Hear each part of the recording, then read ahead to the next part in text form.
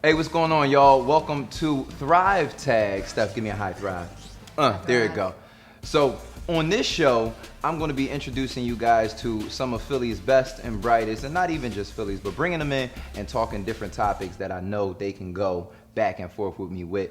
So I got Tech Life Steph in the building. Introduce yourself. Tell the people what you do. I'm your friendly neighborhood Tech Life expert, and basically I just show people how technology makes their lives easier. There it is. So let's on the fly give them our top 5 things not to do on social media if you have a brand, right? Okay. My number one, I'm gonna go first. Go ahead. Don't have a private page.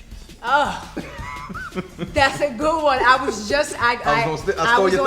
on a panel literally 2 days ago, and I told everybody there, I was like, I don't follow back private pages. I said, I can't, vouch for the type of content you have on your page.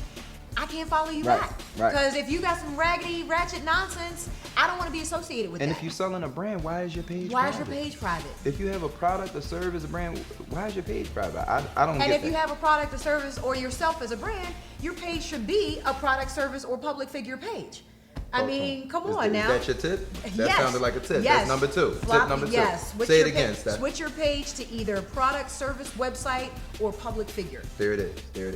And I'll jump in and I'll give number 3. If you have a brand, you have to make sure that people perceive what your brand is in your posting and in your comments. You can't lose yourself in who you are within your brand. You have to stay consistent to what your brand's focus is within the things that you post, things that you share, the things that you comment on.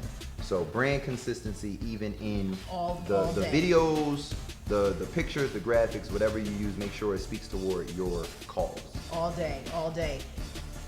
What you got? Addendum to that, your profile. Tighten your profile up. It should read, people should be able to read your profile and get an exact picture of what your brand is and what it represents. And there should be some sort of link in that profile to a website, to a YouTube channel, to an About Me page. And if you don't have any of those things, you need to get one of those things. I'm not gonna believe you. Yeah, at all.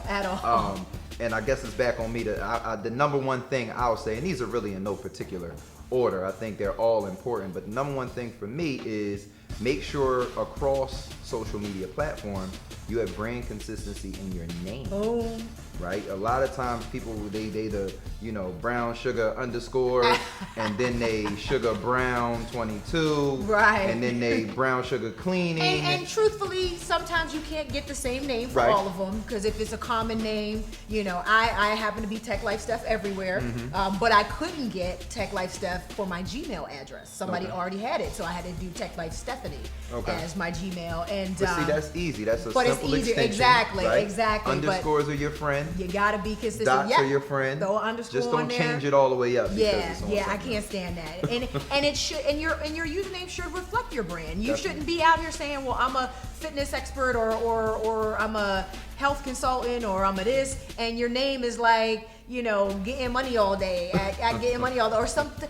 Trust me, I've seen it. I've seen it, and it is just, it speaks back to that consistency that you're talking about. Definitely. Your brand should be represented across your entire profile, name, pictures, even down to, I just read something recently that said, especially on Instagram, to maintain some of that consistency, you should actually limit yourself to no more than 3 different filters for all of your pictures.